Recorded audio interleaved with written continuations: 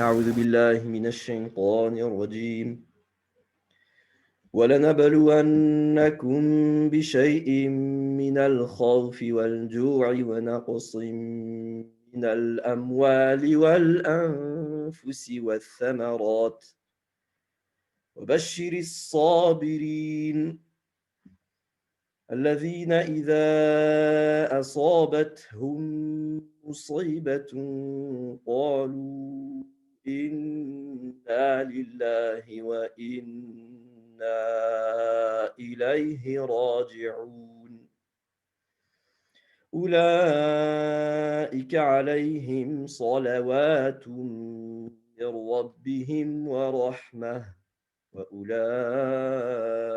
هم المهتدون صدق الله العظيم. Enregistré.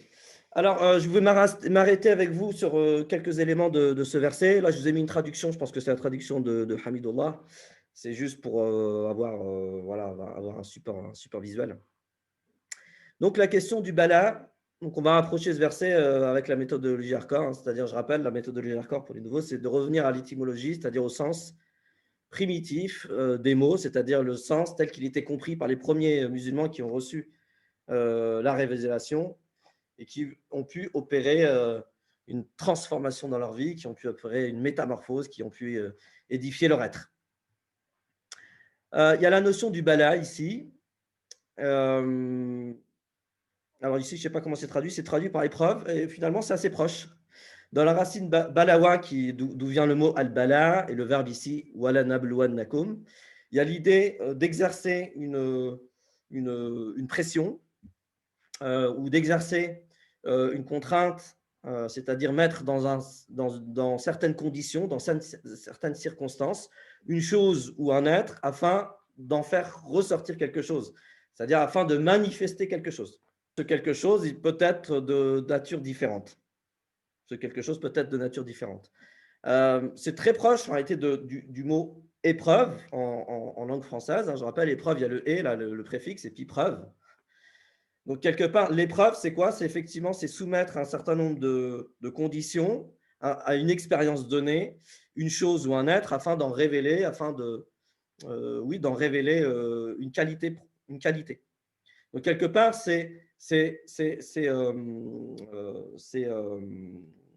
comment dire, mettre une chose ou un être dans un certain nombre de conditions, de circonstances, afin de révéler, je dirais, l'épreuve de certaines qualités. On peut éprouver, par exemple, la robustesse d'une chose. Ça se fait énormément dans le monde, je dirais, dans le monde industriel, où on va éprouver la robustesse d'une chose. On peut éprouver, donc, je dirais, contraindre à un conditionnement, à une expérience donnée, une chose afin de pouvoir révéler, par exemple, la fidélité d'une chose, l'efficacité d'une chose, l'efficience d'une chose, la fidélité d'une chose ou d'un être.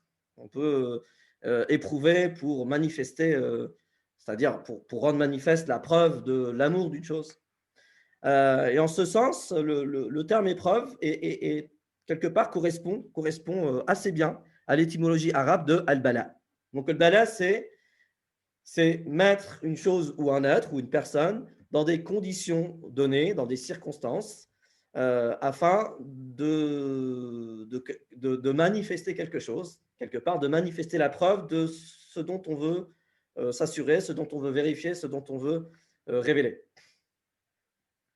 Dans le Coran, d'ailleurs, on a, par exemple, dans Surat Muhammad, donc là, ce soir, j'ai fait un petit peu le travail en amont, pour les références, ça va être bien. Surat Muhammad, donc c'est la Surat 47, si je ne me trompe pas, verset 31.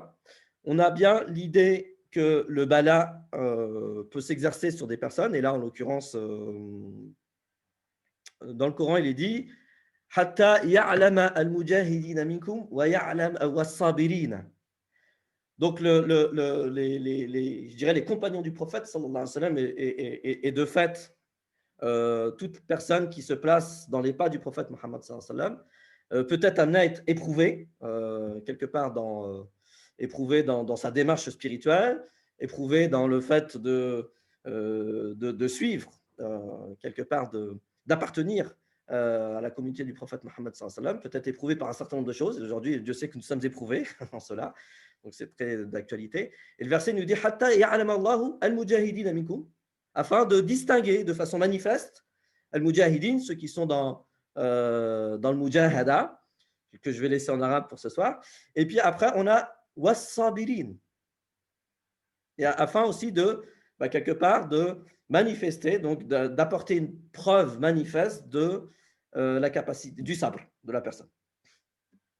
Donc le bala, c'est vraiment ça, c'est mettre dans des conditions données afin de faire ressortir quelque chose d'une personne. Donc ça, c'est dans un verset, dans un autre verset, dans Surat al-Mulk, Surat 67, me semble-t-il. Allah dit Alladhi khalaqa al-mawta wal hayata liyabluwakum ayyukum ahsanu amala. Liyabluwakum ayyukum ahsanu amala.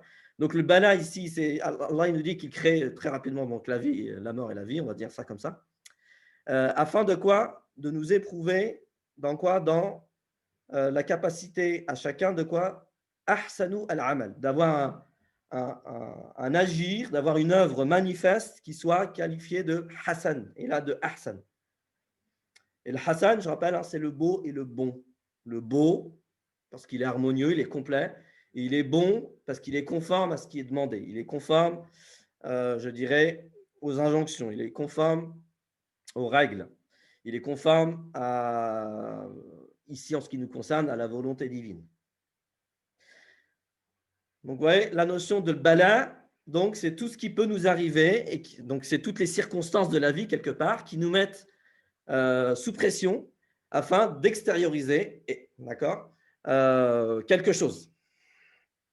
Et quelque part, c'est que, notamment, par exemple, al-iman, on va le voir ici dans le verset, c'est ce qui est voulu ici. Al-iman, on va appeler la foi ce soir pour faire très simpliste. Quelle est la preuve de l'iman? Qu'est-ce qui nous permet de manifester, c'est-à-dire d'extérioriser la preuve, effectivement, de notre prétention à l'iman? C'est le bala. C'est la mise sous épreuve.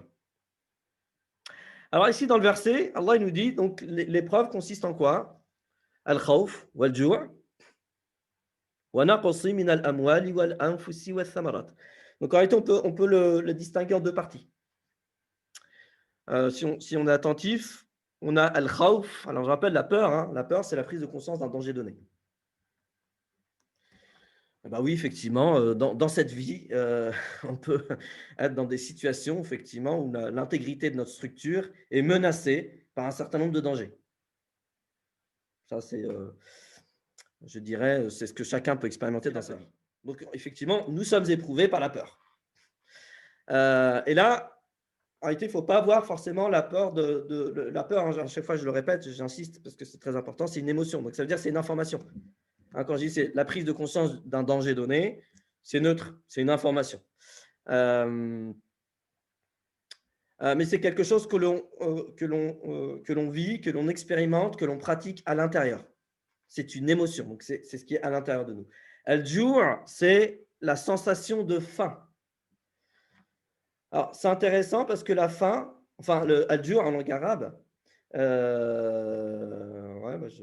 ce que j'essaie de faire.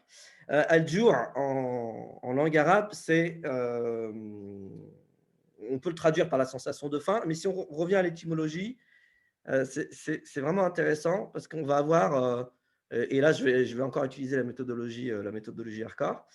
Dans Jawa'a, al-ju', ça vient de Jawa'a, c'est l'idée de vide. Oui, la sensation de faim, elle est éprouvée ou elle est vécue, elle est expérimentée lorsque, j'ai envie de dire, l'estomac il est vide. Et là, en réalité, al-ju', la faim qui est voulue ici dans le verset, c'est le vide qui va provoquer de la douleur, qui va être quand même source de souffrance et de douleur. La preuve en est, c'est que là, par le procédé du cousinage linguistique, Jawa'a, al-ju', c'est un cousin de l'waja'. Et l'waja' en langue arabe, c'est la douleur.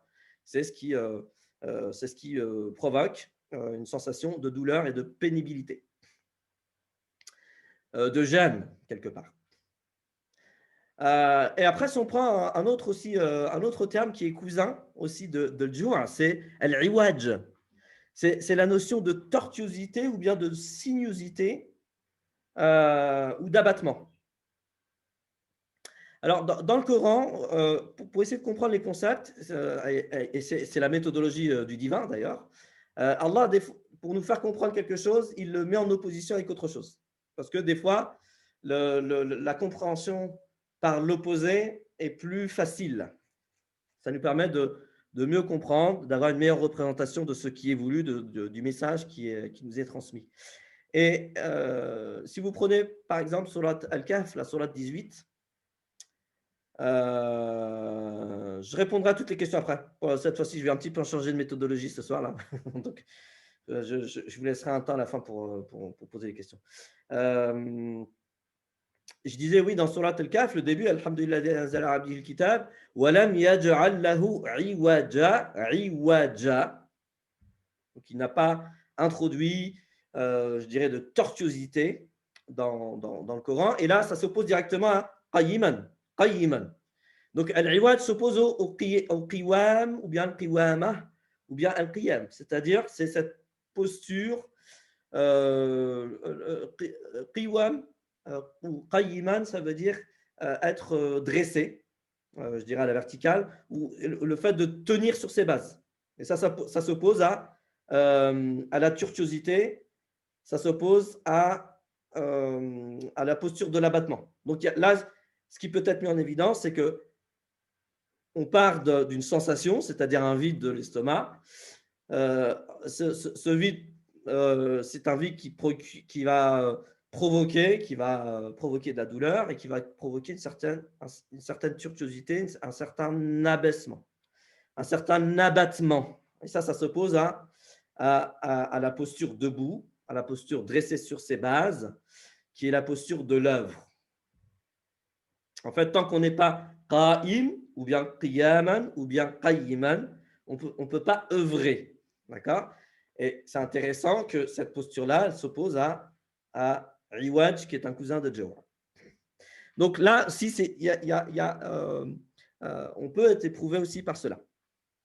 Vous voyez, tout ça, ce sont des choses intérieures. C'est ce on peut vivre dans notre monde intérieur. Ensuite, le naqs, je dirais cette diminution, ou bien cette insuffisance, c'est ça le naqs, c'est plutôt que ce ne soit pas suffisant, c'est le manque que l'on peut constater, donc l'insuffisance, dans trois choses, al-amwal, wal-anfusi, wal-thamarat. Donc al-amwal, c'est, je ne sais pas ici comment c'est traduit, les biens, ok. Alors, il faut savoir que al-mal plutôt, ou al-amwal, al-amwal c'est un pluriel de mal, en fait c'est tout ce qui nous sert, c'est tout ce qui nous sert à procéder à un échange de valeurs. C'est ça, en fait, al-mal. Donc, ça peut être une pièce de monnaie, ça peut être de l'argent. D'ailleurs, aujourd'hui, c'est de l'argent virtuel. Ça passe par la fibre optique, par le cloud. Mais en réalité, al-mal, c'est tout ce qui nous permet de quoi? D'échanger de la valeur, ou bien d'échanger tout ce qui peut être perçu comme ayant de la valeur. Donc, j'ai dit, ça peut être la monnaie, mais ça peut être autre chose. Donc, une insuffisance aussi dans les moyens, c'est ça que ça veut dire en réalité, parce que al-mal, c'est-à-dire, je dirais, on va dire l'argent avec un grand A, c'est-à-dire argent en tant que moyen qui nous permet de procéder à un échange de valeurs, on va l'appeler comme ça, d'accord? L'argent est important pas pour ce qu'il est, mais pour ce qu'il permet de faire. On vient de dire c'est un moyen qui nous permet d'échanger de la valeur. Bah oui, quand on a un manque de moyens, on ne peut pas œuvrer conformément à ce qu'on voudrait faire. Al-mal, c'est très important. Donc, pas pour ce qu'il est, pour ce qu'il permet de faire en tant que moyen, en tant qu'instrument. Ensuite, on a l'anfus. Ça fait référence ici aux personnes. Une diminution de personnes, c'est-à-dire d'êtres qui sont plus ou moins proches de nous. Et puis, donc là, ça renvoie à l'épreuve de quoi? Donc là, la première, ça renvoie à l'épreuve d'un manque d'argent, tel que je viens de le définir. Ensuite, le deuxième, ça renvoie à l'épreuve de quoi? de personnes qui sont plus ou moins proches de nous et je dirais, qui mutent, c'est-à-dire qu'ils sont plus présents avec nous. D'accord. Wa thamarat, c'est vraiment les fruits, enfin, tout pour dire, c'est les fruits et légumes.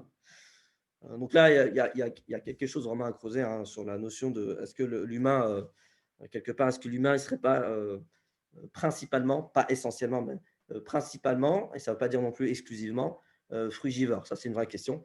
Mais en tous les cas, ici, il s'agit bien sûr de fruits et légumes dont on peut se nourrir, dont on peut se nourrir. Mais vous voyez que le deuxième pôle, tous les manquements, là, on est prouvé par un manque d'argent, de personnes ou de nourriture, on va le dire comme ça.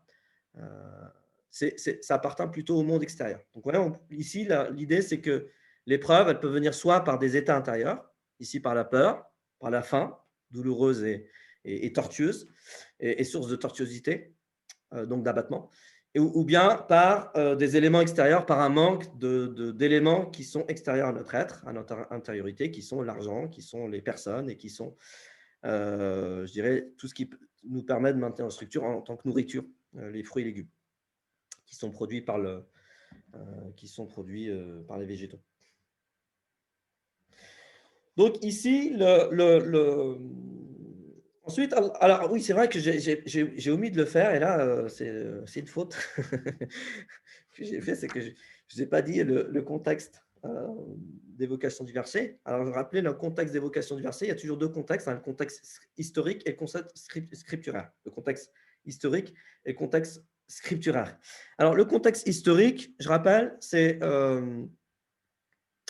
donc Surat al-Baqarah, elle est révélée à Médine quand les premiers musulmans ont été contraints d'émigrer à Médine parce que là, justement, l'épreuve était trop forte, trop intense, trop virulente, trop violente. Et elle était quelque part, elle pouvait elle pouvait porter atteinte à l'intégrité de la structure de la communauté musulmane, on va dire des premiers suivants du prophète sallallahu alayhi wa sallam. Ce faisant, donc les premiers musulmans étaient contraints effectivement de faire l'hégire à Médine. Ensuite, et là, en fait, on va intriquer, j'ai envie de dire, deux contextes différents. C'est un contexte scripturaire et un contexte aussi historique. Le contexte scripturaire, c'est pour ceux qui ont été un petit peu curieux. Alors, peut-être je vais vous donner à partir de où que ça commence. Je vais regarder rapidement ici. À partir du verset 142, quelque part. À partir du verset 142, en réalité, ça commence un peu plus avant, mais c'est pas grave. Déjà, à partir du verset 142, donc là, on est dans le verset 155, 157, verset 142, où il y a cet événement historique. C'est pour ça que je dis que là, on va intriquer entre scripturaire et historique, du changement de qibla, c'est-à-dire du changement d'orientation durant la salah. Du changement d'orientation durant la salah. Et ce changement d'orientation durant la salah, il a eu lieu environ 2 mois avant, je dirais, cette confrontation physique qu'on appelle Ghazwatu al-Badr, la bataille de Badr, qui a eu lieu pendant le mois de Ramadan. Et là, quelque part, il y a une prophétisation. Prophétisation, c'est-à-dire il y a une anticipation sur un futur de l'épreuve que va être effectivement cette bataille, cette confrontation. Et je rappelle que la confrontation, elle s'inscrit dans quel cadre? C'est pour ça que là, je dis qu'il va y avoir vraiment une intrication entre le contexte historique et le contexte scripturaire, c'est-à-dire les versets d'avant. C'est que les premiers musulmans étant contraints de s'exiler à Médine, il y a un certain nombre de personnes, pour ne pas dire presque tous, qui ont été contraints aussi de tout laisser à la Mecque. Des fois des commerces entiers, des fois énormément d'argent, des fois des personnes. C'est-à-dire qu'ils ont été contraints de même quitter leur famille.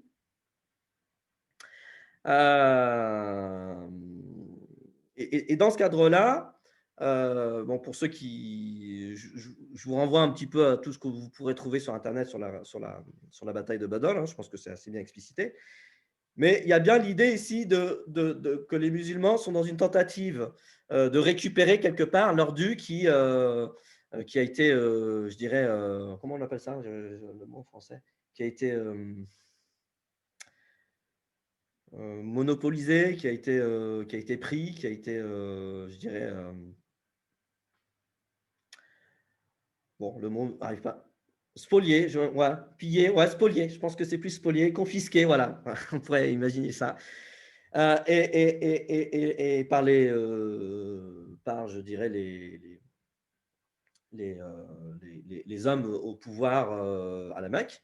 Et ils s'apprêtaient à partir en Syrie pour pouvoir les vendre et puis en faire de gros bénéfices dessus. Donc les musulmans, apprenant cela, ils sortent à peu près, il y a 300 hommes à peu près environ, une 300aine d'hommes qui sont sortis pour tenter de récupérer leurs biens, tout simplement, qui ont été spoliés, confisqués, accaparés par les Mécois, eu égard au fait qu'ils se sont exilés. Et dans ce cadre-là, ensuite vient la confrontation. Donc, vous voyez que là, en fait, le verset, il s'inscrit bien même d'un point de vue historique dans cette confrontation où effectivement les premiers musulmans vont être éprouvés dans toutes ces dimensions, intérieurement par la peur et la faim, il faut s'imaginer ce que c'est en fait. C'est pendant le Ramadan, c'est-à-dire on fait une excursion, on doit se défendre physiquement alors qu'on est en train de jeûner, d'accord. Et ensuite, et en plus de ça, on récupère même pas tous nos biens, les biens, les personnes, etc., qui ont été spoliés et confisqués par les Mécois. Donc, face à une épreuve de cette envergure, cette épreuve, elle a pour fonction de quoi? Quelque part, de prouver, donc, voilà, donc de manifester la preuve de quoi? En réalité, de ce qui s'oppose à ce qui a été mentionné. Qu'est-ce qui s'oppose à al-khawf? C'est al-iman. Qu'est-ce qui s'oppose au jur' dans le Coran? Al-jur', j'ai dit, c'est le vide. D'accord? Alors, c'est quoi qui s'oppose d'un point de vue sémantique et d'un point de vue même coranique à cette sensation de jur', c'est-à-dire de vide? C'est la sensation de quoi? De plein, de contentement. Donc, ils sont éprouvés dans ar-rida, c'est-à-dire la capacité d'être contenté par ce qui est, par les situations. Ok? Et ensuite, ils sont éprouvés dans ce qu'on peut appeler un certain nombre d'aisance, d'agréabilité. Tout le reste, en fait, les biens, les personnes et la nourriture, on peut parler de ce qu'on appelle, c'est du vieux français, c'est la mésaise, c'est-à-dire l'absence, la privation d'aise, de bien-être, de confort. Et ça s'oppose coraniquement, je veux même vous donner une référence coranique par rapport à ça, à justement la notion de ni'ma, c'est-à-dire d'être dans une dans une situation où je dirais les sens, je dirais les différentes dimensions d'humain, c'est-à-dire sensorielles, émotionnelles et puis même intellectuelles, sont contentées. C'est procurer du plaisir au sens et à l'esprit. C'est ça l'agréabilité. Et ça s'oppose bien à un axe, c'est-à-dire à une mésaise, c'est-à-dire à l'absence d'aisance dans les biens, dans les personnes et dans la nourriture, dans ce qui nous permet de maintenir notre structure. Donc là, il y a bien une épreuve, il va falloir bien prouver d'accord, un certain nombre d'éléments qui sont al-iman, donc al-iman, je vais laisser comme ça pour ce soir, qui sont ar-rida, qu'on peut traduire rapidement pour ce soir, la capacité d'être contenté. Dans contenté, il y a contentement, il y a content. D'être contenté, c'est-à-dire d'avoir cette sensation d'être rempli de tout dont on a besoin. Et ça renvoie à une sourate que je vais citer après tout à l'heure. Et puis, on va être éprouvé aussi dans notre, comment dire, dans tout ce qui va nous permettre effectivement d'être dans une certaine aisance. c'est-à-dire dans pouvoir, je veux dire, jouir des ni'mas d'Allah, c'est-à-dire des bienfaits d'agréabilité d'Allah, de jouir de l'agrément d'Allah. Et rida et l'agrément, ça n'a rien à voir, hein, c'est pas la même chose. En fait, la ni'ma, elle s'oppose aux trois insuffisances, aux trois mésaises, qui sont l'insuffisance d'argent, l'insuffisance des personnes et l'insuffisance en fruits et légumes, en nourriture. Et quelque part, quel est le principe, je dirais comment on pourrait dire ça? Ouais, le principe où ouais, on va parler de principe. Le principe spirituel, voilà, on va dire ça comme ça. Le principe spirituel qui va nous permettre justement de dépasser l'épreuve, et donc quelque part de prouver, de prouver ce qui est à prouver, c'est la notion ici de sabr. La notion de sabr. C'est pour ça que le verset se finit par wa bashiri as-sabirin. Alors le sabr, c'est souvent traduit par l'endurance. Alors c'est une traduction qui est pas tout à fait correcte, non pas parce que dans la notion d'endurance, il n'y a pas des éléments qu'on peut retrouver dans la notion de sabr, mais c'est juste que c'est incomplet. C'est comme la miséricorde pour traduire à la rahma. C'est incomplet. La miséricorde, c'est une partie de la rahma, ce n'est pas toute la rahma. Et bien l'endurance aussi, c'est un aspect du sabr, ce n'est pas tout le sabr. Dans le sabr, je rappelle, hein, il y a deux grands éléments qui sont importants. Il y a la notion de résilience, et c'est en cela que ça peut s'appeler de l'endurance. En langue française, l'endurance, c'est la capacité de résister à quelque chose. Hein. C'est une capacité de résistance à quelque chose. La résilience, c'est exactement ce que c'est. La résilience, c'est la capacité d'une chose ou d'un être ou d'une personne à résister aux coups, aux chocs, aux difficultés de la vie. Ça, c'est le premier aspect. Mais il y a un deuxième aspect qui est très intéressant, c'est que les Arabes du moment coranique utilisent aussi la racine sabara, d'où vient le sabre, pour l'idée de hauteur et de sublimité. Donc c'est pour ça que le sabre, en réalité, c'est de la résilience sublimante. C'est-à-dire, c'est la capacité de ne pas vaciller, de ne pas se disloquer, de ne pas succomber aux difficultés des circonstances, des conditions, des épreuves, d'accord? Mais c'est aussi, c'est pas que ça, c'est aussi faire de ces épreuves des opportunités pour s'élever, pour gagner en hauteur, pour sublimer justement ces mêmes conditions. Et c'est ça le sabre. Alors, ce qui peut être intéressant, c'est de voir dans le Coran quelles sont les conséquences ou les finalités ou les implications du sabre. On peut en relever 3 ou 4. La première, c'est quand même quelque chose de très important, c'est ce qu'on peut appeler ma'iyatullah. Le fait d'avoir Allah avec soi. Allah, dans plusieurs endroits du Coran, par exemple la Sourate 2, j'ai pris la référence comme ça, je vous la donne tout de suite, c'est juste avant d'ailleurs, Sourate 2, verset 153. Allah il dit Ya ayyuhalladhina amanu sta'inu bis-sabri was-salah inna Allaha ma'a as-sabirin. Donc Allah est avec. Allah est avec. Donc ça veut dire qu'on n'est pas tout seul. Quand on fait acte de résilience sublimante, on n'est plus tout seul. On est accompagné d'Allah subhanahu wa ta'ala. Et qu'est-ce qui peut nous arriver si Allah est avec nous? Absolument rien.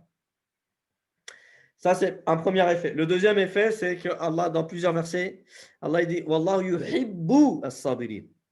Donc, en plus d'avoir la compagnie divine, on va pouvoir attirer à nous l'amour divin. C'est un amour spécifique et on fera toute une journée pour traiter de la question de l'amour dans le Coran. C'est-à-dire toutes les formes d'amour qui existent dans le Coran. Il y a la rahma, il y a le mawadda, il y a al-mahabba, il y en a d'autres. Donc, le fait de faire acte de résilience sublimante, alors, peut-être il faut dire comment on fait pour sublimer les épreuves, c'est de comprendre le sens qu'elles ont. C'est quoi le sens des épreuves? C'est-à-dire quand je fais face à des conditions qui me mettent sous pression, qui me mettent qui sont contraignantes pour moi, qui me mettent dans une certaine difficulté, qui me mettent dans un certain mésaise, pour que je puisse le sublimer, il faut que je puisse comprendre le sens que ça a. Quel sens ça a dans mon chemin à moi? Quel est le sens de ce que je suis en train de traverser comme épreuve dans mon chemin qui est le mien? C'est une condition sine qua non pour sublimer la difficulté. Et en réalité, on va voir, ça renvoie à un autre principe que je vais citer juste après. Donc, j'ai dit la compagnie divine. Allah, il est avec nous, subhanahu wa ta'ala, lorsqu'on fait acte de sabr. Ensuite, Allah, il nous aime. C'est-à-dire, il exprime de l'amour pour nous, de la mahabba pour nous, lorsqu'on fait acte de sabr. Non, les effets, pas les causes, les effets, c'est-à-dire ce que ça produit. Ensuite, Allah, subhanahu wa ta'ala, dans la surah 39, verset 10, Innama yuwaffa as-sabiruna ajrahum bighayri hisab. Alors, ça c'est un verset. Alors, je ne sais pas comment c'est traduit habituellement. Mais le verset peut être compris comme Allah subhanahu wa ta'ala donne une rétribution. Alors, la rétribution, c'est le ajr en langue arabe, c'est l'idée de rétribution de salaire. C'est-à-dire, c'est en compensation d'un service rendu. Et je rappelle que notre raison d'être, c'est d'être au service du divin. Hein. D'accord? C'est d'être au service divin. Donc, le ajr, c'est-à-dire la rétribution ou le salaire reçu par as-sabirun, c'est-à-dire ceux qui font acte de sabr, de résilience sublimante, Allah il nous dit qu'il est bi ghayri hisab. Et là, il y a deux manières de le lire. Alors, je ne sais pas comment c'est traduit, mais vous pourrez y retourner. Soit c'est une rétribution en réalité qui est beaucoup plus, c'est-à-dire qui n'est pas conforme au service rendu, qui en réalité, donc on pourrait parler de gratification. La gratification, c'est quoi? C'est ce qui est donné en plus du salaire. Et le salaire, je rappelle, c'est la récompense que l'on obtient en face d'un service rendu. Donc, il y a bien une correspondance dans le salaire, il y a une correspondance entre ce qui est reçu et le service rendu. Alors que dans la première lecture qu'on peut faire de Bira et Hissab, il y a l'idée de gratification, c'est-à-dire en plus que le salaire. D'accord? Ça, c'est une première lecture. La deuxième lecture, en réalité, c'est que As-Sabirun obtiennent leur récompense ou leur rétribution de la part d'Allah subhanahu wa ta'ala sans jugement. Sans jugement. C'est-à-dire qu'il n'y a pas de jugement. Allah subhanahu wa ta'ala ne nous juge pas. On est récompensé sans jugement. C'est-à-dire qu'on n'est pas obligé de passer par le jugement. Et le jugement dans le sens de comptable. On ne fait pas les comptes. On ne regarde pas les hasanat et sayyi'at et puis on ne met pas tout ça dans la balance. C'est ça que ça veut dire sans jugement. C'est très d'actualité finalement. Sans compte des voies. Ici, ce n'est pas des voies. Sans compte des hasanat et des sayyi'at. Il faut se rendre compte de ce que ça veut dire. Parce que ce qui fait plus peur en réalité dans cet événement du jour du jugement, c'est le jour des comptes. Yawm al-Hisab, c'est là où on va faire les comptes de hasanat et les comptes de sayyi'at. Et on va mettre tout ça sur la balance. Et c'est ce qui peut un peu nous faire peur. Pourquoi? Parce que là, il y a un inconnu, on ne sait pas. En termes de, on ne sait pas ce qu'on a. Et en plus, on a une fâcheuse tendance à oublier les sayyi'at qu'on a pu commettre. Les méfaits qu'on a pu commettre sur Terre. Donc, du coup, c'est ça qui crée, je dirais, de la crainte, parce qu'il y a un inconnu, c'est qu'on ne sait pas en réalité ce qui va être mis dans la balance. Du coup, la deuxième lecture, c'est qu'un des effets du sabr, c'est d'avoir un jugement, d'avoir une rétribution. Il y a ajrahum, Allah subhanahu dit ajrahum dans le verset. Donc, une rétribution, bighayri hisab, sans passer par le fait de faire les comptes. C'est énorme. C'est énorme. L'autre élément que je pourrais peut-être vous donner, sur la Ra'd, la surah 13, verset 24, où Allah subhanahu wa ta'ala, en s'adressant aux êtres qui entrent dans le paradis, c'est-à-dire qui entrent dans ce monde du salut éternel, le monde de la contemplation du divin, le monde où la plus grande des jouissances est de contempler le divin, d'être dans une éternelle contemplation du divin. Subhanahu wa ta'ala. Donc Allah il dit Salamun alaykum bima sabartum. Donc vous avez le salam. Le salam, on peut dire que c'est un synonyme de salut ici. Bima sabartum. De par le fait que vous avez fait le sabr. Ensuite Allah il dit Fa ni'ma uqba ad-dar. Donc il y a bien la notion ici le paradis, c'est aussi le lieu des ni'ma, de l'agréabilité. Ça nous renvoie un petit peu à Surat al-Fatiha, Sirat alladhina an'amta alayhim. Donc le chemin de ceux sur qui tu as manifesté ton agrément. C'est-à-dire qu'effectivement, les êtres du paradis vont jouir éternellement d'agréabilité, de l'agrément divin. Donc on va attirer à soi par le sabre l'agrément divin. Et vous voyez maintenant la fonction positive de l'épreuve. Parce qu'en réalité, l'épreuve, c'est un principe, donc al-bala, c'est vraiment un principe qui va nous permettre d'atteindre le sabre. C'est vraiment un principe qui nous permet de pouvoir mettre en œuvre le sabre. Et ce sabre va nous permettre effectivement d'être dans la compagnie du divin, d'être dans l'amour du divin, d'être dans cette rétribution sans qu'il y ait des comptes à rendre. Donc on n'aura pratiquement pas de compte à rendre. Et d'être dans, je dirais, pouvoir jouir de l'agréabilité, c'est-à-dire d'être dans l'agrément du divin de façon éternelle. Alors, je vais toutes les donner d'un coup, comme ça va être fait. Surat 2, verset 153, Surat 3, verset 146, Surat 39, verset 10. D'ailleurs, vous aurez accès au replay, hein, donc même si je vais un peu vite et que vous n'avez pas tout noté, ce n'est pas grave. Surat 13, verset 24. Allez, et puis une petite dernière, Surat 11, verset 115. Alors, le verset 115, la Surat 11, c'est plus une référence au fait que le sabre nous permet de faire partie des muhsinin.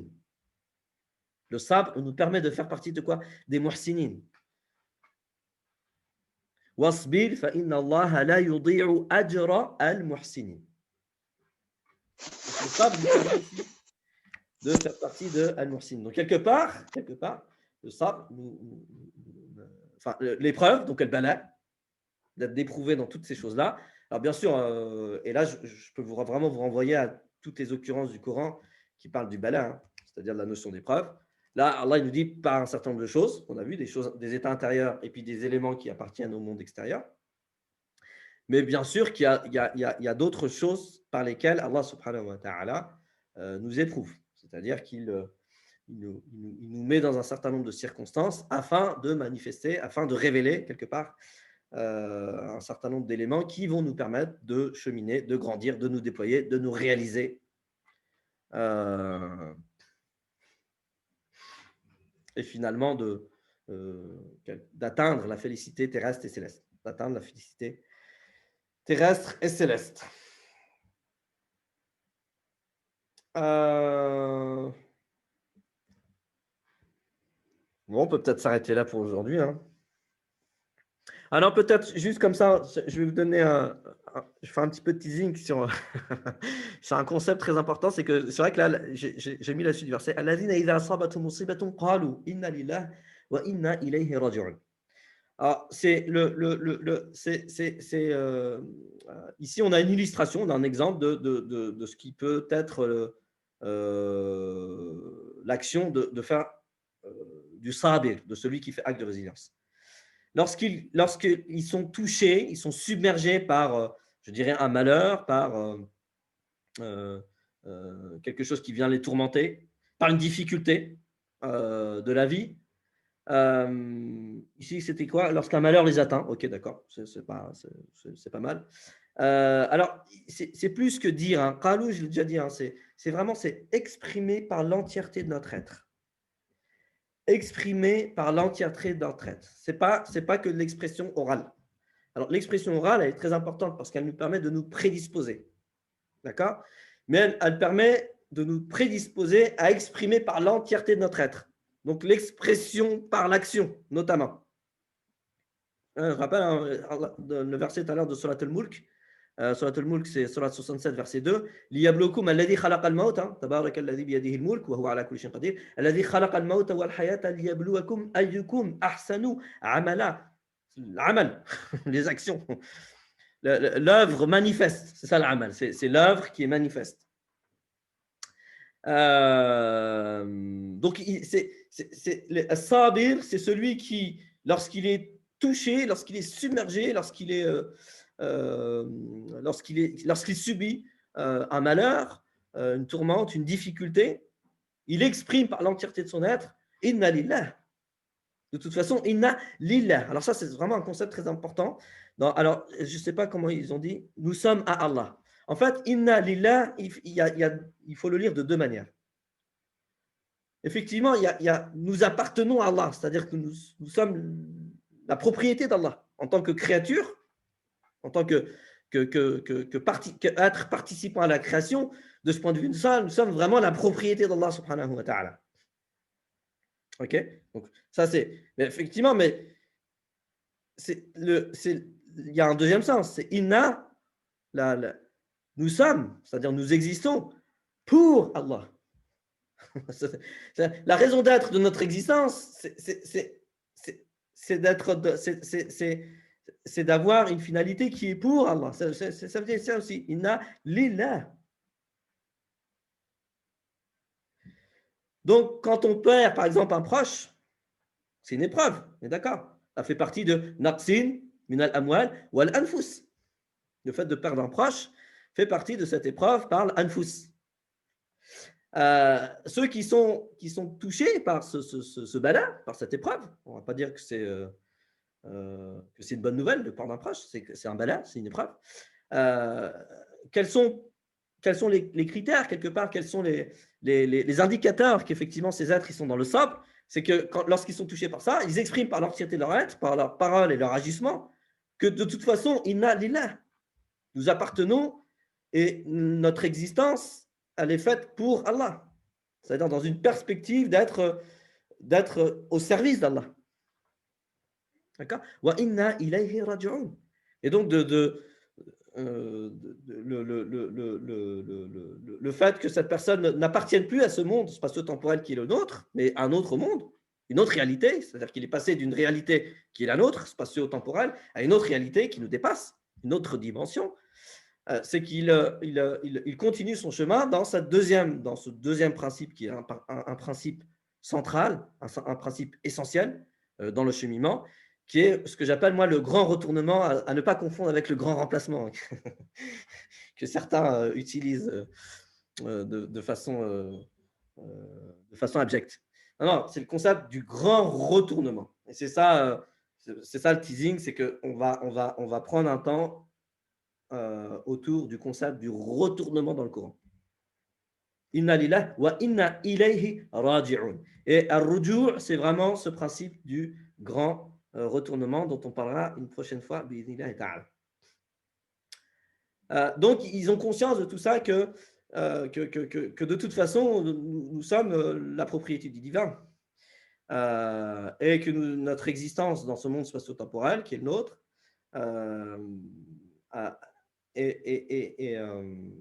comment dire, a pour finalité le divin. Et de ce fait-là, le fait de ne plus appartenir à ce monde, mais de passer dans une autre dimension, ne s'inscrit que dans ce chemin, dans ce chemin qui est le chemin du grand retournement. Que chaque être humain doit opérer afin de pouvoir se réaliser spirituellement parlant. Alors, je vais voir un petit peu les questions là. Et s'il y a des questions, je veux bien y répondre. Alors, lorsqu'on est vraiment dans ça, il y a eu des questions, tac, tac, ça, j'ai déjà répondu.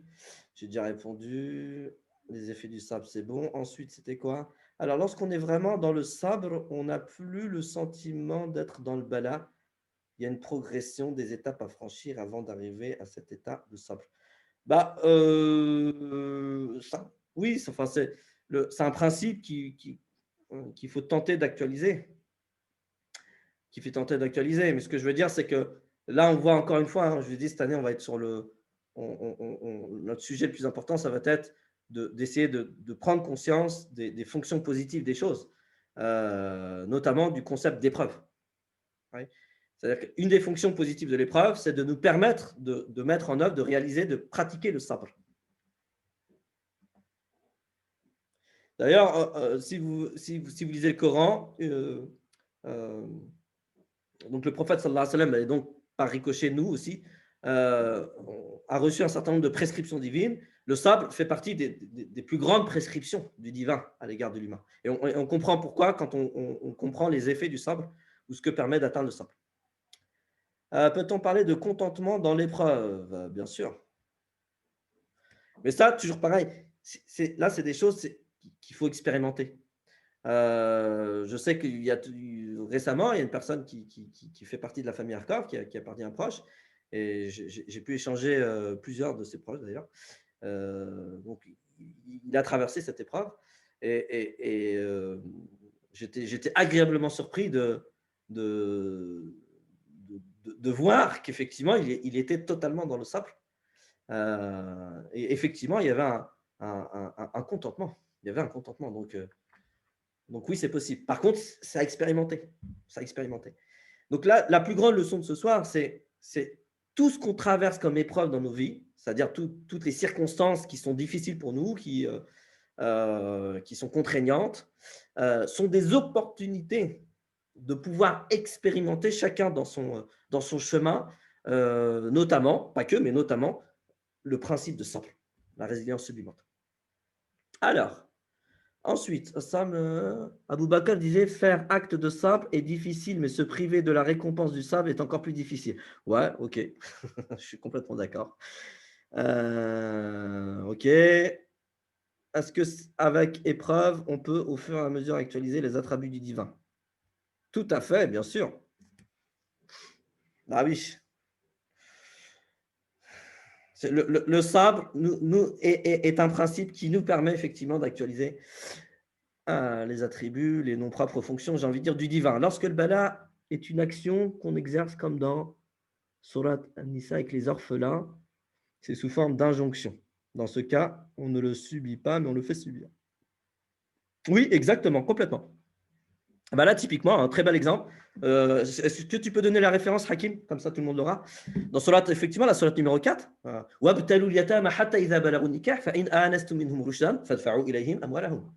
Donc là, il y a bien un bala qui est. C'est-à-dire, Allah nous demande de faire le bala de l'yatim. Alors, l'yatim, c'est, on va dire, de l'enfant. Allez, on va faire simple. De l'enfant, afin de quoi? Bah, effectivement, de savoir s'il est assez mature pour pouvoir disposer lui-même de ses biens. Ici, c'est ça dont il s'agit. Donc là, il y a bien la notion, ouais, c'est de le mettre à l'épreuve, quelque part, l'enfant, afin qu'il puisse prouver son degré de maturité quant à sa capacité de gérer ses biens tout seul, comme un grand. Donc, on est bien dans le même sens. Vous voyez, c'est bien exercer une contrainte, c'est-à-dire mettre dans des conditions, dans des circonstances particulières, afin de manifester, de révéler quelque chose. Donc, vous savez aussi dans Surat Tariq, par exemple, Yawma tubla as-sara'ir, le jour où effectivement les sara'ir, c'est ce qui est en nous. C'est-à-dire, c'est ce qui ne peut pas être vu des autres êtres humains. Ce qu'on cache, donc nos intentions, nos visées, etc. Et donc Allah nous dit, ce jour-là, en fait, les sara'ir, ce qui était caché en nous, va être révélé, va être manifesté. Donc ce jour-là, c'est bien un jour où on va être dans des circonstances, on va bien être mis sous pression d'une certaine manière. Et bien effectivement, notre intériorité va être dévoilée, va être révélée. C'était quoi la question? Notre intériorité sera dévoilée à toute l'existence par le divin, bien sûr. Là, c'est au grand jour. Si je finis par voir toute la vie rahmaniquement, alors il n'y a plus de bala. Ouais, mais enfin, le bala, c'est jusqu'au dernier souffle. Hein. D'accord? D'ailleurs, le passage, la mutation de ce monde à l'autre monde, au monde intermédiaire entre ce monde et le monde de l'au-delà, est appelé aussi bala dans le Coran. Kullu nafsin za'iqatul maut wa nabluukum bish-sharri wal khayri fitna. Donc, le passage en fait partie. Donc, quelque part, ce bala, c'est quelque chose qui nous accompagne jusqu'au dernier. Le live a aussi pour fonction, il y a une deuxième intention. La première, c'était déjà de faire une assise autour du Coran et de ce concept de bala. Et j'espère que ça vous a donné envie d'aller creuser plus loin. Là, à chaque fois, nous, ce qu'on fait, c'est vraiment vous donner l'envie d'aller plus loin dans les concepts et puis de lire le Coran, d'essayer de voir un petit peu les principes du Coran qui sont ceux-ci. Et puis le deuxième, c'était quand même dans ces moments d'épreuve, de vous faire savoir quand même qu'on a qu'il y a un pack hardcore, c'est-à-dire qu'on a une formation de 16 séminaires, donc de plus de 16 séminaires, il y a plus de 150 heures recensées d'assises coraniques, c'est-à-dire d'assises autour d'un certain nombre de principes du Coran. Le bala en fait partie, d'ailleurs. Sabr en fait partie. La rahma en fait partie. En réalité, tous les principes qui vont nous permettre de nous réaliser spirituellement. Et donc, les lives ont aussi un peu quand même l'objectif de faire la promotion de ce pack hardcore pour ceux qui n'ont pas encore souscrit au pack hardcore. Donc, c'est un accès à une plateforme dans laquelle vous avez plus de 150 heures de contenu qui va vous aider dans votre cheminement spirituel parce que ce sont des principes du Coran qui sont exposés, qui sont expliqués, etc. D'ailleurs, on n'avait pas quelqu'un qui devait témoigner ce soir, non, Nassera? Et puis, si tu peux mettre le lien dans le chat, ce serait bien. Donc, si vous voulez aller plus loin que ce qu'on a vu ce soir, il y a le pack hardcore qui est disponible, qui est accessible, qui a été un petit peu retravaillé d'ailleurs. Témoignage, mais du coup, je peux en faire un alors. Alors, vas-y, bismillah, vas-y, Nassira, si tu as envie de. Alors, concernant le pack hardcore et même l'arabe coranique en général, franchement, j'arrête pas d'en parler parce que moi, ça a métamorphosé mon rapport à Allah subhanahu wa ta'ala, à moi-même, au monde qui m'entoure. Et je conseille à toute personne qui est en quête du divin, qui peut même être perdue et se demander, c'est quoi le sens de tout ça? C'est quoi le sens de ce monde? C'est quoi le sens de ma propre existence? Et qui est véritablement Allah subhanahu wa ta'ala? Franchement, ce pack donne des réponses sublimissimes. Donne des réponses sublimissimes à nos peurs existentielles, à nos préoccupations. Et je pense que ça vient apaiser, ça vient donner du sens et ça permet aussi de se réconcilier. Donc vraiment, je le conseille, je le conseille à toute personne qui est en quête, en quête du divin, en quête de soi-même. Bismillah, parce que franchement, il vaut tellement et il est accessible à toute personne désireuse de connaître son Seigneur. Donc, bismillah, n'hésitez pas, c'est juste un merveilleux cadeau là que le professeur nous fait. Donc, il faut y aller, quoi. Voilà. Merci, barakallahu fikum, pour ce témoignage qui, je l'espère, sera impactant. Alors, on a quand même un témoignage de Riyad qui appelle à ne pas souscrire au pack hardcore. Pourquoi? Parce que vous risquerez de pleinement vous réaliser spirituellement. Voilà. Donc ça, c'est un des risques, effectivement. Moi, il ne me reste plus qu'à vous remercier, barakallahu fikum, pour votre présence, parce que c'est votre présence qui nous permet de continuer à faire ces assises, qui, je rappelle, sont des opportunités de nous élever en degré. Grâce à ces assises coraniques, Allah subhanahu wa ta'ala va nous élever en degré ici et dans l'au-delà. Quelle est l'origine du Jumu'ah symbolique et rituel? Ça c'est peut-être Nassira va noter la question et puis on pourra peut-être s'y arrêter un jour sur effectivement la symbolique de Jumu'ah. Et comme à notre habitude, on va clôturer, on va closer avec Surat al-Asr. أعوذ بالله من الشيطان الرجيم بسم الله الرحمن الرحيم والعصر إن الإنسان لفي خسر إلا الذين آمنوا وعملوا الصالحات وتواصوا بالحق وتواصوا بالصبر وصلى الله على سيدنا محمد وعلى آله وصحبه وسلم تسليما كثيرا وبارك الله فيكم والسلام عليكم ورحمة الله تعالى وبركاته